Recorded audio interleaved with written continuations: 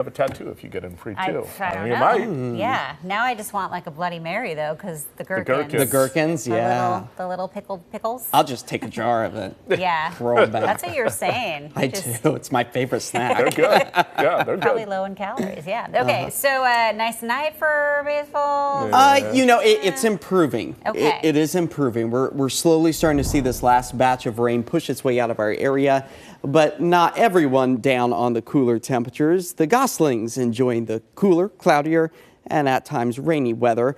And these are just a few of the views from earlier this morning along the Tom McCall waterfront in downtown Portland. Now, of course, our temperatures, thanks to the cloudy skies, were about 10 degrees cooler than where they should be for the end of May. 71 degrees is where we typically should be sitting for this day in the year, but 61 is all we were able to climb to.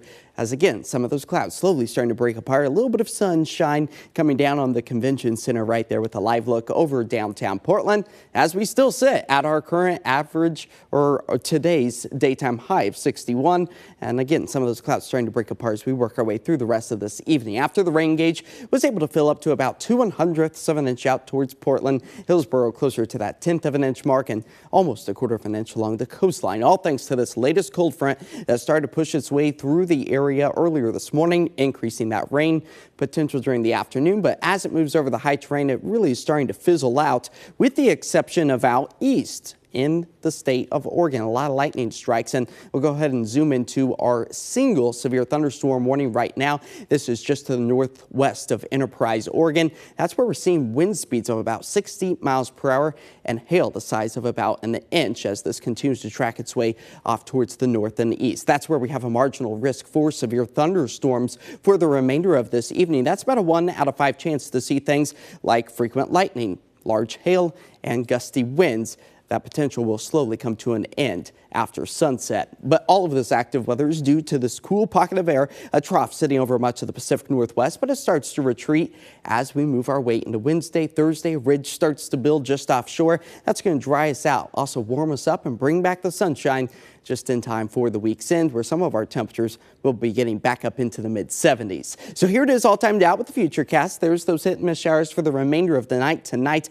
No talk of severe weather for us here in the western half of the state of Oregon and Washington, as tomorrow afternoon brings drier skies as those clouds start to break apart. More sunshine on tap for us for much of the day Thursday. That will help to warm up those temperatures once again into the 70s. But before we get there, still filling our rain gauges up with maybe about a 1/10 of an inch. I think this 1/4 of an inch is slightly on the higher end of things as we start to dry out this evening.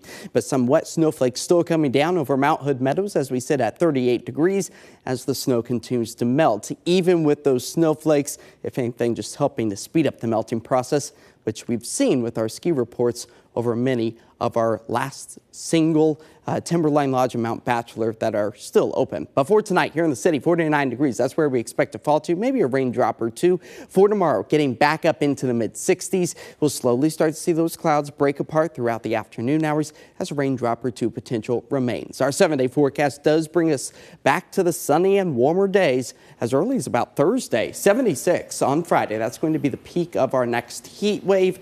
If you consider mid-50s a heat wave, considerably speaking, much warmer than what we're experiencing today and what we will be experiencing come Sunday and Monday as we roll into the month of June. It's going to be kind of on the wetter and cooler side for us. So the Starlight Parade on Saturday night. We might pick up a raindrop or two later in the evening, but I think it should be pretty comfortable. Okay. Good to know. Thanks, Josh. All right. Thank you, Josh. Happening this week, the